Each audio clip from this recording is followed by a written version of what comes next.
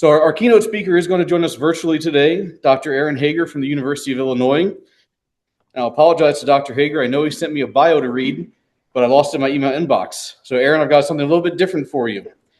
I've been going down a historical pathway looking at the history of weed science at NDSU and elsewhere. So what I learned, and many of us in the room may still know this, not me, of course, 1964, at the University of Minnesota, Dr. John Nalawaya got his PhD under Dr. Richard Behrens. In 1966, Dr. Lloyd Wax got his PhD under Dr. Richard Behrens, same department. Dr. Wax then went down to University of Illinois and had a graduate student by the name of Dr. Aaron Hager. And Aaron, that's the introduction I got prepared for you. Joe, that's just fine. Thank you very much. I sure appreciate that. It is a pleasure to join you, unfortunately, by virtual means rather than in person. I do bring you greetings from the great state of Illinois, where our balmy morning temperature this morning was only 1 below zero. So probably not the same as in Fargo, but at least we're a bit close. So this actually was a title that I was given for a presentation that I gave at the Indiana CCA conference last December. And it says, Herbicide Resistance in Waterhemp, Will It Ever End? And I've been here now at the University of Illinois for going on 33 years. And I first started looking at water hemp actually now 30 years ago. So 1996 was the first time that we ever did, or at least that I had ever actually done any field trials looking at water hemp control in both corn and soybean. And so the outline I'd like to give you for today is I'm going to focus on some of the more recent work that we've done around group 15 resistance in water hemp. And we'll go back in time a little bit to some of the first work that we had done with this, trying to actually confirm this type of resistance, what we learned from some field work, what we learned from greenhouse and laboratory work, and then a little bit of an update to try to determine for us, at least here in Illinois, how common is this? And, obviously, once we find a new instance of resistance, we really don't have much evidence about how wide or how common it is. We generally assume if we find it, it's probably not the only case, but we thought this would warrant a little bit of follow-up work. And then I know Dr. Eichley has participated in some work around metribuzin that we did as a collaboration among, I think it was about 15 or 16 universities across about 15 states here a little bit ago. And then toward the end, just mention the fact that we now actually have confirmed glufosinate resistance in our water hemp populations here in Illinois. So to start off with the conversation around the group 15 herbicide, now this is a very old class of chemistry. They target what's called the very long chain fatty acid elongases, and that's why we typically would abbreviate these as the VLCFA inhibitors. Now, these very long chain fatty acids are essential for plant growth, and if we actually inhibit their production, either seedlings either fail to emerge from the soil, or they may emerge and then die very shortly thereafter. Now, if you're wondering the class of chemistry and some of the practical examples or product examples of this class of chemistry, here's some very common ones. These are very common for us here in Illinois. I suspect they're also very common in North Dakota, not only as straight active ingredients, but also in many of the premixed products that we have. Now, again, these are very old chemistries. We're not talking about anything new. Of course, the last really for us on a wide scale basis here in Illinois, last group of novel chemistry that we had were the HPPD inhibitors, which, those were actually discovered and introduced clear back in the late 1980s and 1990s.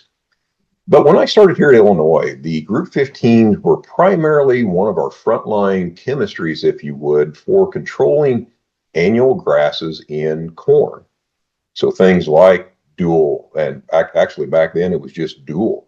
You had dual, you had lasso. Those were two of the very prevalent group 15 products that we had. And we've always known that these group 15s do have activity on several small seeded dicot species, in particular also including things like water hemp and Palmer amaranth. And as we mentioned earlier, a lot of these products anymore not necessarily stand on their own, so to speak, in terms of pre-emergence application. Now, if we talk about layered residuals, as some of the previous speakers did, we'll talk about group 15s by themselves. But a lot of their use, at least for us, especially in soybean now, are as pre-mixed products.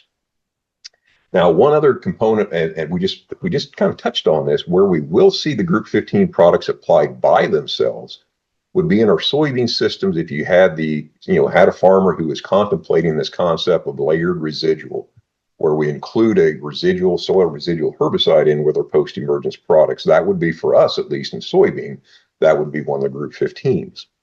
Now, if there's good news about resistance and around group 15s, is that it's relatively rare. There's only about 13 species worldwide.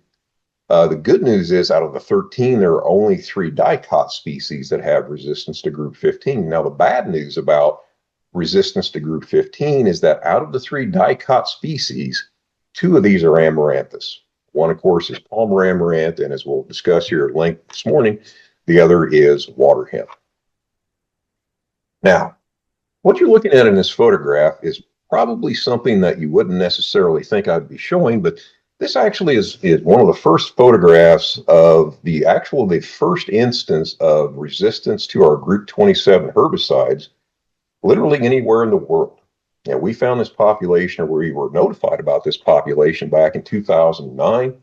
It was in a seed corn production field in McLean County, Illinois, which is roughly right in the middle of the state. And as you can see here, as this slide is labeled, this is the response of this population at 14 days after 3 ounces of Callisto was applied post-emergence. Obviously, very, very poor control. Now, we were there looking at this phenomenon, this new thing. We were really excited about this. It had never been found anywhere in the world, focusing on group 27 resistance in Waterhemp. But in addition to some of the post work that we had done at this site, we also had a few trials looking at the response of this population to various soil-applied herbicide active ingredients. So here's a table that we generated from some of this work. This was done back in 2010 and 2011, as you can see. And we looked at a lot of different active ingredients. Again, isoxaflutol, mesotrione being our group 27s. We also had treatments atrazine and 2 of our group 15s. Now, if you'll notice the ratings at the very bottom of this table where it says non-treated, of course, no herbicide was applied there. If you go across here and if you look at what the density of Waterhemp was in either 2010 or 2011 at 30 or 60 days, and then move up one line and look at the ratings for S-metolachlor. Now, if you look at the statistical analysis, the non-treated counts, or the density of Waterhemp and the non-treated and S-metolachlor were the same. So we'll go back to this slide again, looking at our ratings of our various group 27s and group 15s. As we mentioned, the density of Waterhemp in plots treated with S-metolachlor in both 2010 and 2011, those densities were not different than the non-treated. Whereas if we look at the values of density for the acetochlor treatments in the next 2 lines up on the graph, we see a significant reduction in Waterhemp density. Now, we have always known that there are differences among the group 15 products in terms of their efficacy against things like Waterhemp. We've always considered a product like acetochlor to have a little bit better intrinsic activity or efficacy against Waterhemp relative to S-metolachlor, for example, but not at this magnitude. This was something that we hadn't really expected. So if you ask yourselves, and you may be asking the question, well, what did we do with this information? The answer is absolutely nothing. We didn't do anything with this. We noted this. We saw that it was there. We talked amongst ourselves. But again, back in 2010 and 2011, our primary focus on this population was to characterize the lack of response to the HPPDs. So 2010, 2011, about 3 or 4 years later, we had a retail applicator contact us from here, very close to our campus here at the University of Illinois. And they had a cornfield that they had treated with one of the post-applied group 27s, and they noticed a fairly poor level of control. So they brought it into us, asked us to screen it in the greenhouse, which we did. And then we were able to actually get access to that field that we were trying to find a new location where we could have another HPPD resistant population. Long story short, we gained access to the field. And so sort of on a whim, I guess you could say, I asked my graduate student at the time, I said, now, if you had some extra room at this location, go ahead and put out, about 3 or 4 rates of dual for me, put out 3 or 4 rates of harness for me and tell me, what do you see here? So he did that, and about a month and a half later, he came in and he was describing the response that he had seen from those 2 treatments. And it sounded almost identical to the response that we had observed in that McLean County population back in 2010 2010 and 2011. So we decided to do a little bit more detailed look at this lack of response of a second water hemp population to our group 15 products. So you're looking at on this particular slide, again, this was taken 28 days after a pre-emergence application in 2020. We have two populations that we worked with for this part of this study. The photographs in the bottom panel are from a sensitive water hemp population. The photographs in the top panel are from a suspect resistant population. So you can see quite a bit of difference in terms of the response of the two populations to virtually all of the group 15 products. Now, you may see some differences in the top panel. You may look at the harness treatment and say, well, that looks pretty good relative to the other two. And if we actually look at some of the evaluations now, I would say that would probably be a fairly accurate observation to have made. So if you're more into looking at the actual numbers, again, this is water hemp control. This is actually 3 years worth of data. You have the sensitive population, the values over in the far right-hand column. And again, really no big surprises here. They basically would shake out as we normally would expect them to. But when you look at the ratings for the resistant population, you start to see a lot more differences in variability in response to the group 15 products. And as you can see here, if we look at the response to S-metolachlor, we see about the lowest ratings. And when we look at something like acetochlor or a harness, we typically see a lot higher ratings. Now, keep this in mind because this is something that we're going to be very, very careful to address here in just a few minutes, because a lot of folks have looked at these data and said, well, the easiest solution to group 15 resistance is simply to switch from dual magnum to harness. And that sure would look like it would be supported by these ratings, but that's the wrong answer. Okay, that is not necessarily what's going to be the recommendation as we try to manage group 15 resistance, and we'll try to explain that here in just a moment. Now, as Dr. Eichley would tell you, we really can't confirm resistance only with Field's observations. Granted, there's an outside chance that maybe we made the same mistake for 3 consecutive years in terms of, golly, we forgot to put the dual magnum in the bottle when we sprayed those plots. So to actually confirm resistance, you need to move into the greenhouse and do what's called dose response experiments. And in our dose response experiments, we're typically applying a herbicide to a suspect population at several different rates. We're typically going to start at a rate that's so low, you'll think, well, that's just silly. You're wasting time and resources at that low rate. And we'll end up at a rate that is high enough that a lot of times it's well beyond the label recommended rates. And by doing several of these rates, we're trying to generate curves. We're trying to generate response curves. And from these response curves, we want to calculate the dose or the amount of herbicide required to reduce some aspect of plant growth. Okay, and typically we use 50%. So maybe we're looking at 50% reduction of emergence, 50% reduction of survival, 50% reduction of biomass of the plant, but you can pick any number that you really want to. And from these curves, when we find these doses, we're going to calculate what's called a resistance ratio. And the resistance ratio essentially gives us an idea of the magnitude of resistance. It's like, okay, how resistant are these populations? Are they really, really super resistant to where, you may be able to only control the population if you set a damn 2.5 gallon jug on top of the plant? Or do the ratios suggest that we may actually be able to increase the herbicide rate or the dose and actually overcome this? So what you're looking at here, they're idealized curves. Rarely do your curves turn out as nicely as what these do. So across the horizontal axis, you have your herbicide dose. And again, we said we're going to apply maybe 5, maybe 7, maybe 8 different rates that go from a low over on the left-hand side of the horizontal axis up to a very high dose. And then along the y-axis, you have that measure of plant growth. Here it's foliage weight. And so with our untreated plants, the foliage weight was 10 grams. And when we calculate these curves, let's say, for example, we're looking for an LD50 or a dose required to reduce foliage weight by 50%. So if our non-treated was 10 grams, if we want to reduce that 50%, we drop down to 5. And from 5 there on the vertical axis, we simply draw a horizontal line over. Where that line intersects the green line for the sensitive population, we go straight down, and that dose, as we can see, is 1. We do the exact same exercise for the suspect or the resistant population in red. Draw that horizontal line. When it hits the red line, we drop it straight down. We get a value of 10. And by doing some very high skilled mathematics called division, we divide 10 by 1 and we get a herbicide resistance ratio of 10. Okay? So it's very, very important to see and understand how we generate these ratios. So these are the doses that we looked at in the greenhouse for things like dual magnum, harness, outlook, and Zidua. This is the rate range that we looked at. And for example, for S-metolachlor, we started at a fraction of a fluid ounce per acre at the low dose, and the high dose was at least 1 gallon to the acre. And you can see the doses for all the other group 15s that we looked at.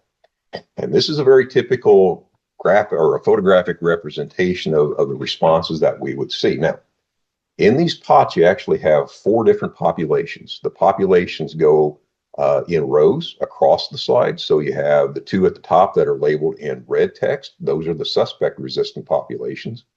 The 2 toward the bottom are 2 sensitive populations, one WUS and the other ACR.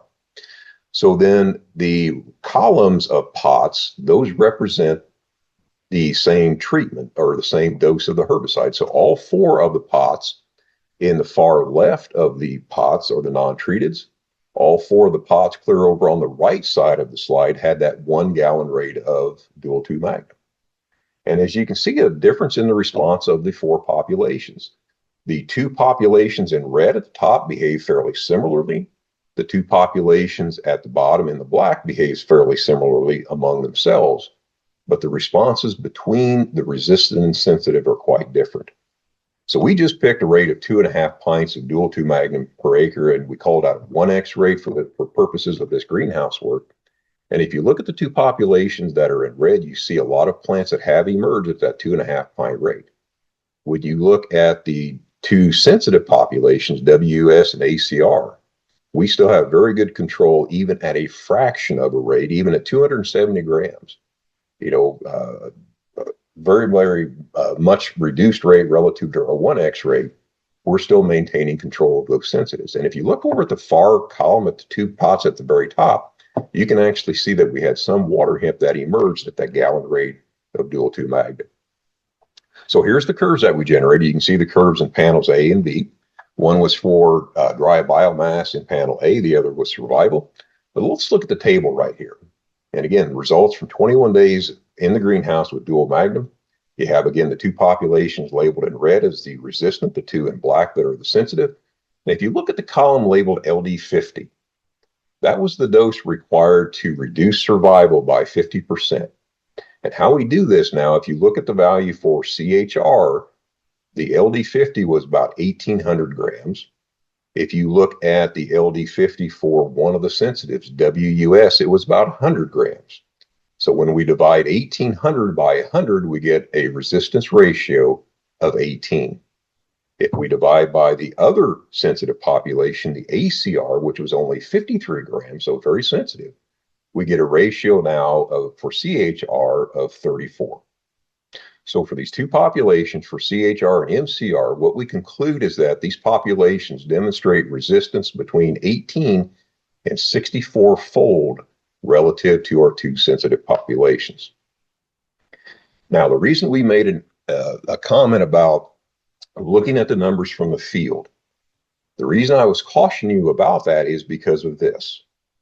Because we could do the exact same dose response for acetochlor, which in the field looked very, very good, but yet we see the same type of response in these 2 resistant populations. We generated curves, we generated resistance ratios for acetochlor. We did the same work with dimethenamide or outlook, very, very similar responses, as well as Zidua.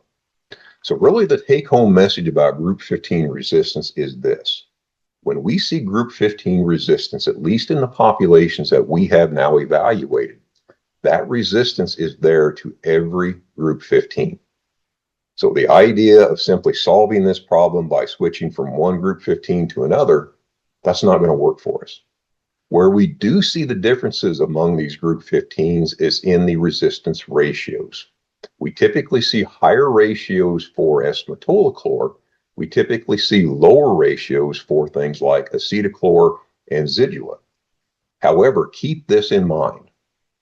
Because this resistance is there for all group 15 herbicides, the first plants are going to emerge if it is a truly resistant population in any plot that was treated with harness or acetochlor.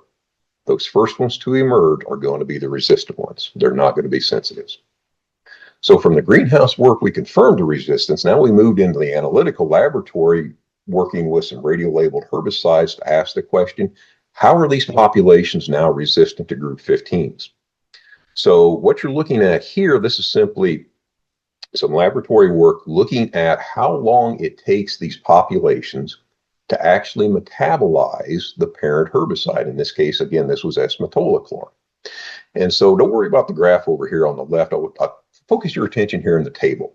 So again, we have our populations. We have ACR and WUS at the top. These are the sensitive populations. CHR and now SIR, just a little bit of difference in the nomenclature, are the two resistant populations. And we also threw in corn. And the reason we throw in corn is that we don't control corn with S-metolachlor because the corn is typically able to rapidly metabolize the parent herbicide before it causes any damage. Now, when we say rapidly, how long does it take? Well, if you look at the first column labeled DT50, this is the time in hours that it takes for these various populations to metabolize 50% of the parent herbicide. So we'll look first at the very bottom of the table with corn. It takes corn about 1.7 hours to metabolize half of the parent S-metolachlor. When you look at the two entries for the resistant populations, either CHR or SIR, those populations are identical to corn. So in other words, these resistant populations are able to metabolize S-metolachlor as quickly, and what we learned subsequently, even more efficiently than what corn can, which is naturally tolerant to S-metolachlor. The two sensitive populations, ACR, WS, took closer to 3 hours, which is why they remain sensitive to S-metolachlor in the group 15s. So this is the summary of this work that we completed now it was roughly about 3 years ago when we reached these conclusions. We do know that it's group 15 resistance in these populations that we have looked at is due to enhanced herbicide metabolism. They very, very quickly break down the applied or the absorbed group 15 product, breaks it down very, very quickly in order for these plants to be able to survive. So again, kind of working our way through these here, what are some of the implications of this type of resistance? When we did this work, we looked predominantly at two populations. Our laboratory work focused really on one for a lot of reasons we don't necessarily have to go into. But we were able to confirm this. We know what the mechanism is. But here's the thing that we always caution people when we're talking about resistance to soil-applied herbicides. When you have, and I think Dr. Eichley may agree with me on this, that when we see resistance to many of our foliar-applied herbicides, that tends to be a little bit more black and white. So we've got a population, we know what the weed size was, we know the rate that we sprayed our post-applied product to. We made the application, everything was optimized, the rate was appropriate, the weed size was appropriate, but we go back and look maybe 10 to 14 days later, and there's a lot of survival of those treated plants. So a lot of times that would raise a question about whether or not that we have resistance here. But it's more difficult to actually make that assessment when we're talking about resistance to soil-applied products. Because the way that resistance to soil-applied products is manifest is that the length of residual control gets less and less. So for example, if we normally would expect a group 15 to maybe, let's say for sake of argument, give us 4 good weeks of residual control, when you make that application now to a field that has a resistant population, that control, that length of control is not going to be 4 weeks. It's going to be somewhat less. Now, we can't always predict when we say somewhat less. Is that a day less? Is that 2 weeks less? We really don't know. And what further complicates this confirmation is the fact that many of us obviously know the fact that soil-applied herbicides are very, very dependent on certain environmental conditions for them to work to their optimal. For example, if we apply a product to a soil surface after we plant, we don't get any precipitation for maybe 14, maybe 21 days after that application. Typically, we're going to see a lower level of weed control than we normally would if we had precipitation within maybe 3 to 5 days after that application. So we knew that we had this, but again, as we point out on this implication, we didn't have really any good idea on how common or how widespread this was. So before we go into the newest aspect of what we've done, let's just look at herbicide degradation in soil. So what happens to a soil applied herbicide after it's introduced into that soil environment? And what you have here is simply a very simple, idealized curve of herbicide dissipation over time. We make the application on day 0. We have 100% in soil right now, but you'll notice that that never increases past that 100% over time. That concentration only goes down. And that's not necessarily a bad thing, right? Because we want to have many of these herbicides that degrade over time to try to reduce any potential carryover effects. Now, for something like Waterhemp, of course, it has the ability to germinate and emerge multiple times throughout the growing season. We're going to reach a concentration of herbicide in the soil solution at some point where we begin to see emergence even of a sensitive biotype, okay?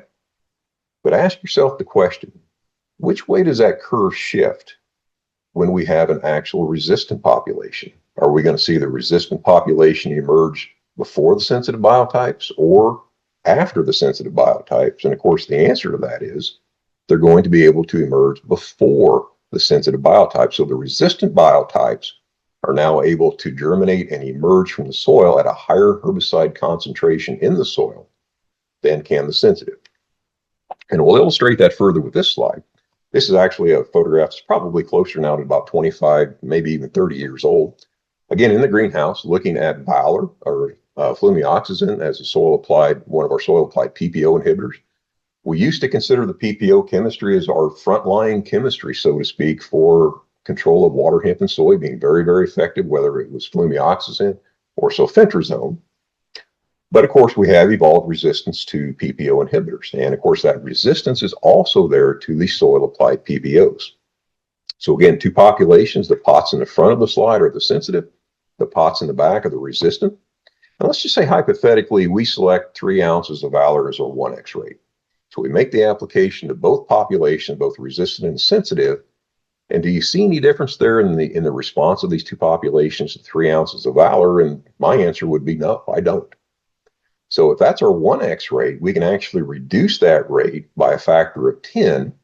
So now we treat these populations with only 0.3 of an ounce of Valor, and I still don't see any difference in the response of the populations. But if I ask the question, what rate of Valor needs to be in the soil solution and in available form to control a germinating water hemp seedling at any one point during the growing season, what would your answer be? And it's right here in the middle. It's actually 0.03 ounces is really all that it takes, because that rate is still controlling the sensitive, but it's not now controlling the resistant. So again, that's the important point when we talk about resistance to soil applied, is that length of control is going to get less and less. And we'll look at another example, a real world example of that here in just a little bit.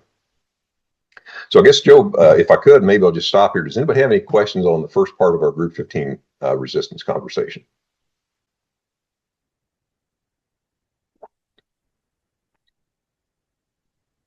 Okay.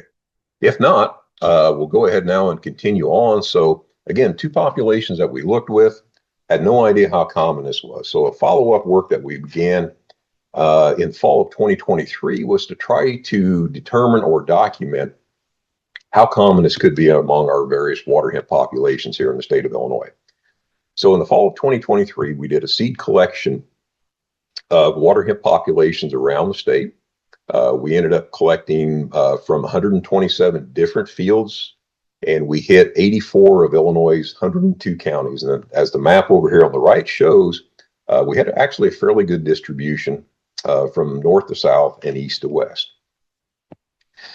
So we realized at the outset that it would not be practical to try to do detailed dose response experiments for each of these populations that we collected. We really had no idea what their response was going to be. Theoretically, they could have all been sensitive, and this would end up being more or less a kind of a waste of time.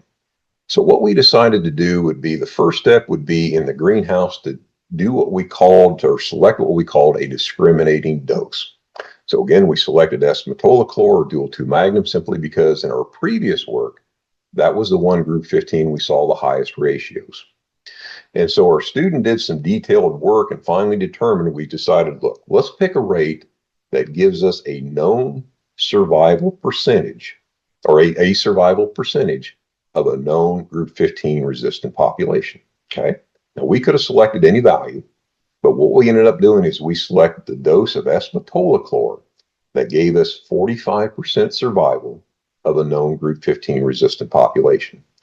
We picked 45%. We didn't necessarily want a dose that was going to be too high to potentially exclude possibly resistant populations. We didn't want that dose to be too low to where too many of these populations would be advanced when they really didn't need to be. So long story short, the rates that we looked at was 0.4 pint per acre of dual 2 magnum. So again, two treatments that we looked at in the greenhouse, either 0, which would be obviously our non-treated, or 4/10 of a pint of dual 2 magnum. And if you look over here at the photographs of the pots here at the right, you can see the two pots on the left would be the non-treateds. The two on the right had that 4/10 of a pint of dual 2 magnum. And again, this is a known group 15 resistant population. We calculated through several repetitions of this work, that would give us about 45%. Okay. So again, for our discriminating dose, this is what we did. And the results were not terribly surprising, I guess, because what we ended up seeing is a fairly large range of responses of these populations. So if you start over here on the very left hand, the 4 pots of sample 117, if you look at the 2 treated pots over here that had the 4/10 of a pint of dual 2 magnum, we had about only 10% survival of that population at that rate. And if you look at the plants that emerged at that 4/10 of a pint rate, not only was the emergence fairly low, but those plants were pretty well stunted relative to the non-treateds there on the left. The ones in the middle, sample 303, there we saw 62% survival. And as you can see, if the treated plants there, some of those are a little bit reduced in size, but overall much larger and more like the non-treateds than what we saw in sample 117. And then over on the right, sample 305 is very, very interesting to us for a lot of reasons. Here we had 92% survival. And those emerged plants that were treated look almost indistinguishable in terms of size relative to the non-treated. So here basically is the summary of our sampling. This graph represents 104 populations that we were able to get enough seed to germinate to where we could do these discriminating doses in the greenhouse. On the vertical axis, all those numbers are simply the various populations. So there's 104 populations represented in this graph. Across the horizontal axis, that is the survival percentage, again, at that 0.4 pint rate of dual 2 magnum. So from the left is 0% survival, clear up to 90 to 100% survival on the right side of the graph.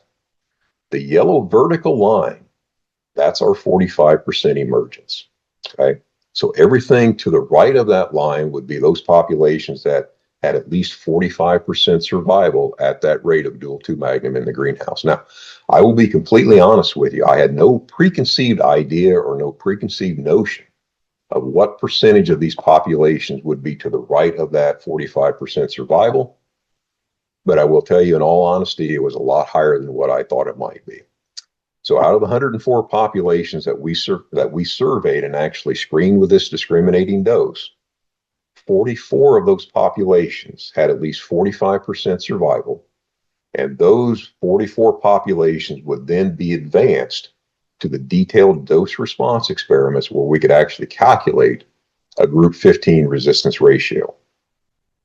So of the 44 populations that would have advanced, 21 of those populations had 70% survival.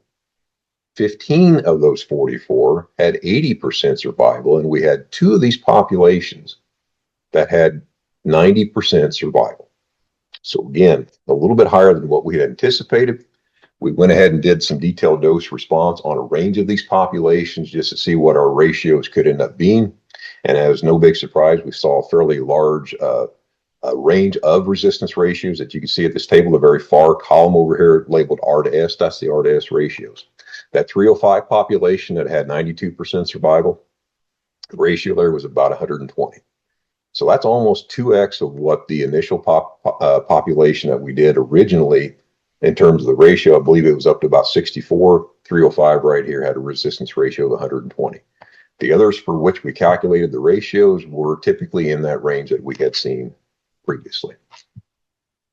So in conclusion, again, we were not confirming resistance in all these populations. That really was not, as it turned out to be, what we were able to do. But if we look at the lack of response of all 104 of these populations, the ones that would have advanced to a detailed dose response, again, that number was probably a little bit higher than what we had anticipated going into this work. So I want to switch gears now and try to wrap some of this stuff all together in hopefully a nice little neat package for everybody. These are the various groups of herbicides that we have for use in our soybean crop that have soil residual activity. And we ask the question, do we have resistance in our Illinois water hemp populations to these? So for group 2s, 14s, and 15s, the answer, of course, is yes. Unfortunately, for all of these, this is very, very common for us. This is not anything that is atypical. These are becoming very, very common. The last entry for group 5 or the photosystem 2 inhibitors, the answer is actually yes and no. Now, I granted a lot of times people will say, well, that's a typical response at university. You can't make up your mind. So what do we actually mean by yes and no with respect to resistance to group 5? Well, for us in Illinois, we use 2 types of triazine herbicides. We use either symmetrical or asymmetrical. So when I say a symmetrical triazine, I'm just referring to a triazine molecule that the nitrogen rings or the nitrogen atoms in the phenyl ring are symmetrically distributed around that ring. Most common example, of course, would be atrazine. For an asymmetrical triazine, those nitrogen atoms are not symmetrically distributed around that phenyl ring. And again, very common example would be metribuzin. So we have 2 types of triazine herbicides. We actually see 2 types of resistance to triazine herbicides. The first would be target site resistance, where there's an actual physical change of the target site of the group 5 herbicides. And actually, this was first discovered clear back in 1983 in a different species of amaranthus. It wasn't waterhemp.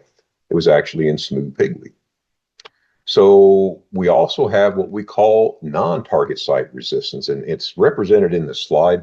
There's a lot of different avenues or mechanisms that you could have non-target site resistance. But the one that we focus most of our work on here at the University of Illinois is on enhanced metabolism. We saw that previously with the group 15. These populations have resistance to group 15 because of enhanced herbicide metabolism.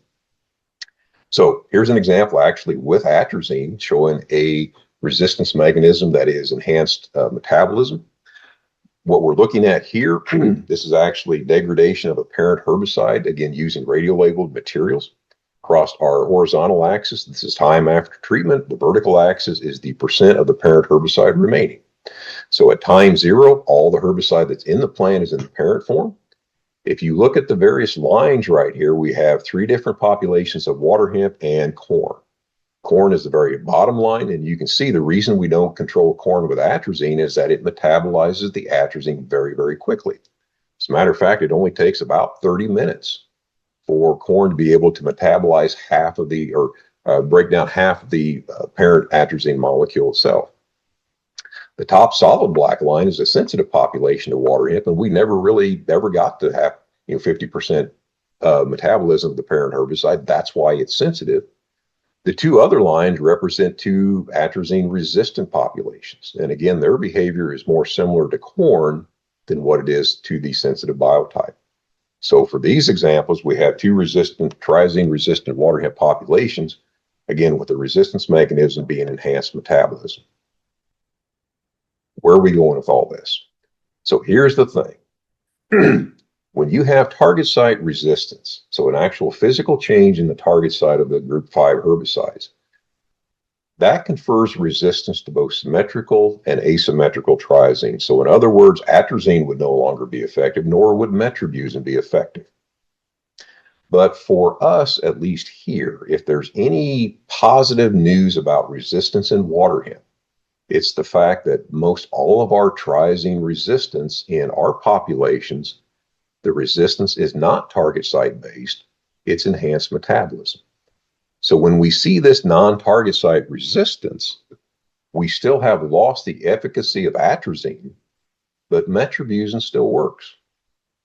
And so, I don't know, it was back about 2017, 18, we started to ask ourselves, if we see resistance to soil applied herbicides manifest as a reduced length of residual control, and we know we have very widespread resistance to our soil applied PPO inhibitors, but yet metribuzin would still remain effective because of the enhanced herbicide metabolism mechanism of triazine resistance, how would metribuzin compare to something like sulfentrazone on a known PPO resistant population? And so this is work that we started back in 2019, repeated it in 2020. We had a field in Champaign County that had a pH of 5.5, 4.5% organic matter. We, for this work, used metribuzin. It was Tricor 75DF. If you're familiar with the old Syncor 75DF from back in the 70s and 80s, it's virtually identical. But we didn't really want to guess at rates. We had no idea what rate we should be looking at on these resistant populations. So we started this work. We did 1 ounce of Tricor, and we went to 16 ounces of Tricor in 1 ounce increments. So we literally had 16 rates of metribuzin. And we compared the response of this population to 2 different rates of authority. So all the herbicides were applied the same day that we planted, and we did the visual evaluations at 2 weeks, 4 weeks, and 6 weeks after planting. So here's basically a quick summary of what we saw. So what we did, instead of trying to show you about 16 different bar graphs for metribuzin, what I ended up doing is I summed over various metribuzin rates.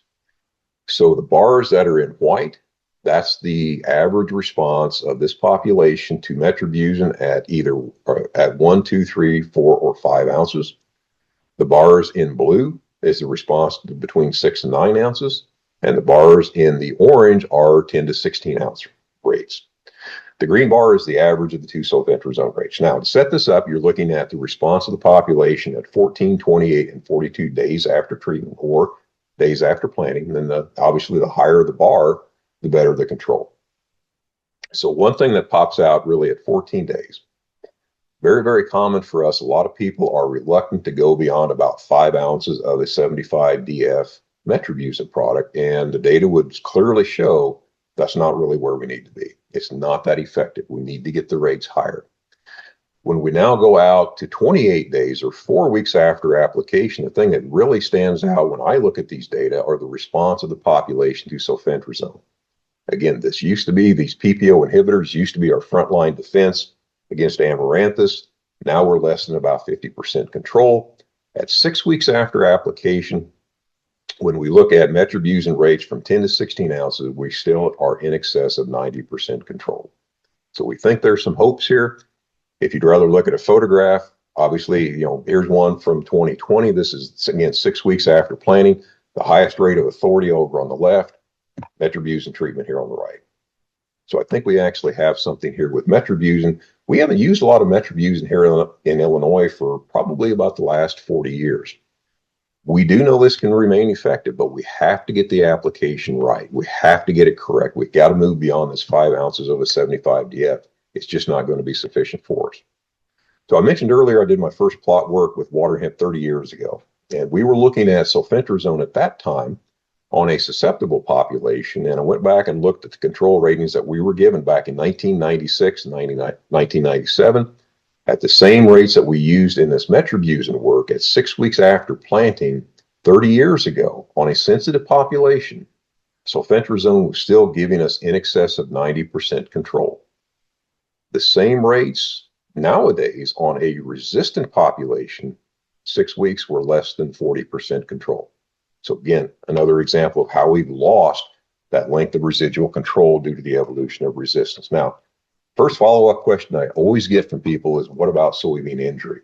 And of course, there are cautions about metribuzin. We still need to be very aware of these things. There are varieties that still have enhanced sensitivity to it. I think arguably these are less common than what they used to be. Organic matter, pH are still important. I would say that when we would see metribuzin injury 40 or 50 years ago, fairly commonly in Illinois, that was when we would see a lot of this. But we don't necessarily have the same scenarios nowadays as we did 40 years ago. 40 years ago, 50 years ago, we were using much higher rates of atrazine. We were using equipment that we had overlaps all over the field. But nowadays, we can't apply that much atrazine. A lot of our rates are probably at less than 2 pounds active ingredient per acre. We have much better application equipment that doesn't overlap. If we had overlaps with atrazine at, let's just say, 3 pounds in our corn year, now we're at our overlaps, we're at 6 pounds. If we overlap the atrazine, we're probably going to overlap the Syncor. So if we were trying to target 8 ounces, we're now up to 16. That's where we'd see a lot of carryover symptomology years and years ago. But these modern sprayers, we have very, very little overlap. And we actually have fairly accelerated atrazine degradation in many of our soils now in the state of Illinois. And just, we'll go through the slide here in great detail, but anymore, we don't talk about soil residual control of atrazine in weeks. We typically are now talking about it in only days. So my point is the atrazine contribution to metribuzin injury that I think was fairly common 40, 50 years ago, I would argue is much less common now. So just to wrap everything up, we did do this work. We extended it out, as I mentioned earlier, to about 15 states, again, with the objective to look at the residual control of metribuzin. Here we had 13 rates. We started at 4 and went to 16 ounces of Metricor, compared that to Authority or Esmetolachlor. Again, trying to look at soybean response if we looked at visually evaluated injury. So these are subjective ratings. I'll look at a plot, give it a number that I feel like is representative of the level of injury. Joe Eichley would look at the same plot. He may give a completely different number. Neither of us are wrong. Neither of us are right. Those are simply our ratings. But looking at these visually assessed soybean, when we modeled the data that was generated from this work, the model predicted no more than 5% soybean injury, even at the highest dose of metribuzin. We did have, I think, 4 environments where we had up to 10% soybean injury at 14 days after application. Those were all less than 5% by 28 days. If we look at soybean height, which now is a non-subjective measurement, there was no significant differences in soybean heights in 20 different environments. What about yield, you may ask? Here are the yield data. Soybean yield on the vertical axis, metribuzin rates across the horizontal axis. Numbers in the blue text are the actual Metricor rates in ounces per acre. And if you look, really the only treatments of metribuzin that yielded less than the weed-free or the non-competitive was the very low rate of metribuzin. And the reason why that yielded less than the weed-free simply because of all the weed interference and weed competition in those low rates of metribuzin. I'm going to skip over that. Practical implications that we published on this piece of work. Metribuzin is still a viable option for us. I know probably folks in North Dakota have used it more than what we have here in Illinois, but I think we've overlooked a fairly good option, a very effective option for us, and I think we're going to have to take another hard look at that as we move forward. And here, just to wrap up very quickly, at our North Central Weed Science Society meeting last month, we did announce publicly that we have confirmed glufosinate resistance in populations here in Illinois. This work was based on 4 populations that we had collected around the state. I show this slide simply to show you that there's really no geographic origin to this. We know of 4 populations. There's really nothing that ties any of these 4 populations together in terms of geography, locations, history, et cetera, et cetera, et cetera. We did have 1 field experiment at that Carroll County location, so in the very far northern Illinois. What did we find? Basically, we're looking here again at some resistance ratios. The numbers over here highlighted with the red outline.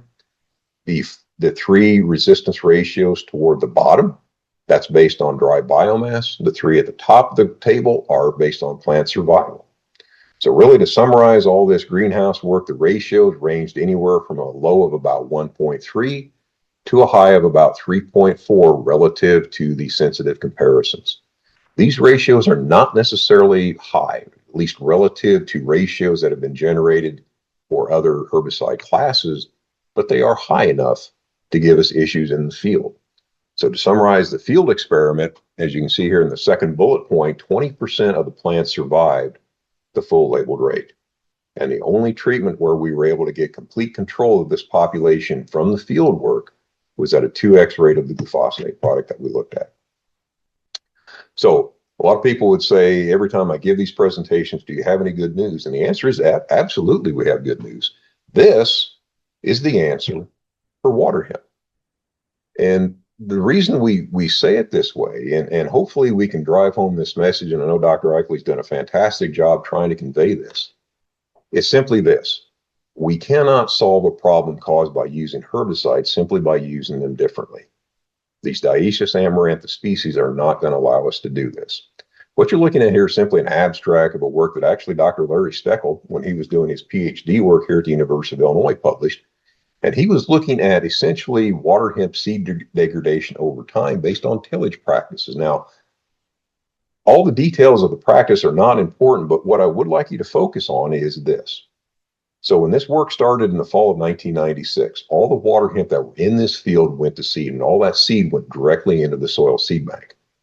When the experiment started in 1997, from that point on for the next 4 years, there was never any water hemp seed added back to that soil seed bank. Okay.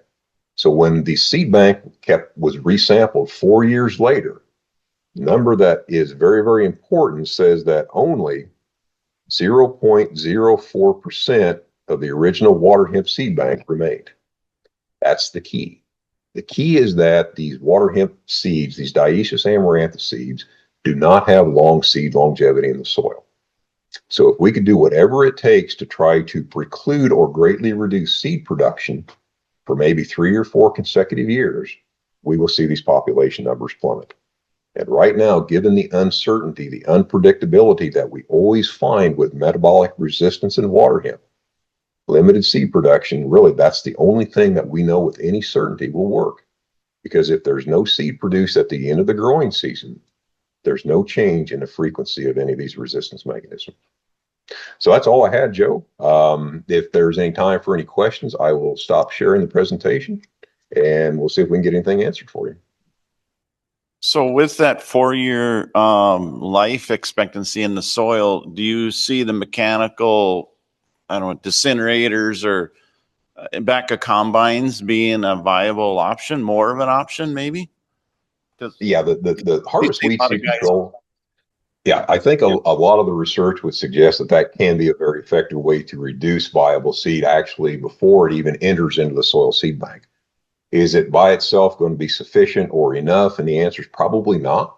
But that's certainly one other technique, one other tool that we can use, or maybe perhaps should even consider using, again, to try to reduce that seed bank and that augmentation of the seed bank.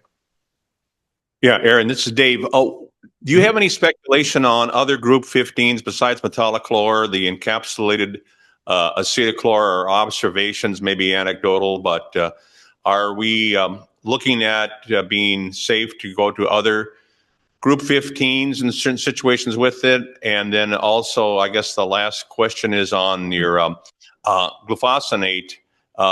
You were down 20%. Would you recommend, if we're continuing glufosinate, that we don't cut rates on that based upon observations? There are 2 separate questions. Sure. No, the group 15, our message is really this, is that it's there to each one of these, right? So we see differences in terms of efficacy of the group 15s, again, because of the differences in the ratios. But if we simply switch from dual to harness, if we allow those plants that emerge through the harness treatment to make seed, essentially what we have done now is we've actually had another cycle of selection for group 15 resistance, but also a cycle of selection for an increased level of resistance. And what worries me is that when we do this repeatedly, when we let these survivors produce seed over and over and over again, what we're actually doing is trying to screen out those that can actually germinate and emerge at even higher concentrations in the soil. When that happens over time, we're going to continue to see that length of residual get less and less. And my concern is that in a few years, we could be very fortunate to get maybe a week, maybe 2 weeks of good residual control from some of our used to be very effective soil applied herbicides. With respect to your question around glufosinate, this was the announcement that I had been dreading making literally for the last 30 years, because with the confirmation now of resistance to glufosinate in water hemp, we now have confirmed resistance to every herbicide whether it's in corn or whether it's in soybean, that was at one time previously effective for water hemp control. In other words, we don't have anything else to confirm. We've had widespread resistance, obviously, to our diphenyl ethers, our post-applied PPO inhibitors. We have very common widespread resistance to glyphosate, which, in 1996 through about 2000, everybody thought that was going to be the last thing in the world we were ever going to need. I actually had fellow faculty members in my department look at me about 2000 and said, "We don't need you anymore. We got Roundup. We don't need anything else for weed control."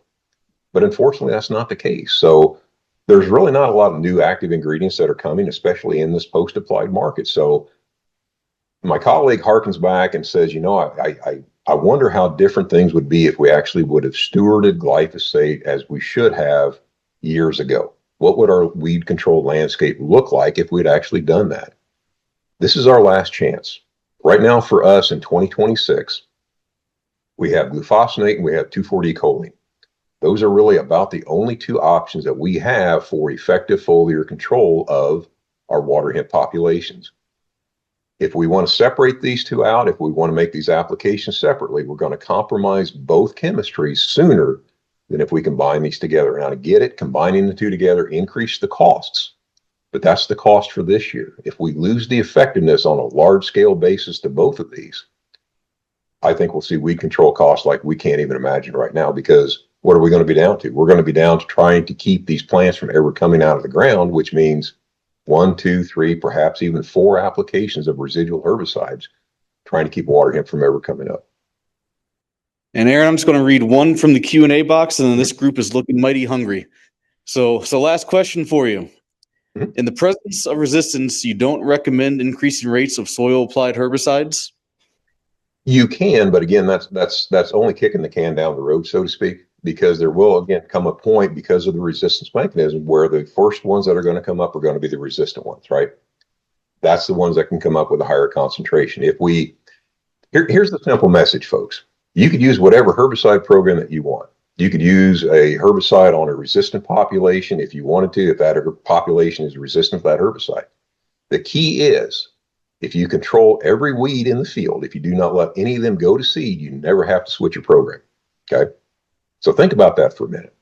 You could use if you wanted to up your rates and try to get good control, as long as there's no seed produced, you'd never have to change that program, because you'll never evolve. That frequency will never change over time. That's the key.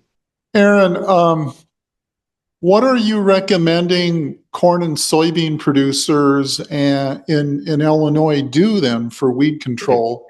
Because Right. I'm kind of scared to do anything after hearing what you've had to say. Tom, that's a great question. And I'll be completely honest with you. I stopped making talking to large groups. Now, individual farmers is a different scenario, right? But talking to large groups like this, I stopped making specific product recommendations probably about 8 or 10 years ago. And the reason I stopped doing that is because I don't know what your resistance profile is. Metabolic resistance is something that we are now deeply involved with that we weren't even involved with 8 or 10 years ago. So I have no predictability. I don't know what works on your population. So it really doesn't do you any good as the individual farmer trying to make this investment, right, in a weed control tool or herbicide, if it may not even be that effective against your populations. The message we switched to, and again, I know this sounds like we're kicking the can down the road, so to speak, but you can use whatever you want to. I don't really care. We can try to give you some tips on which ones may work, like the metribuzin work that Joe was involved with at North Dakota State. We think that's still a viable option. It doesn't control every species. It needs help on other species. It will not last the entire season. That's one of the few that we still have that's effective that we've tried to talk about.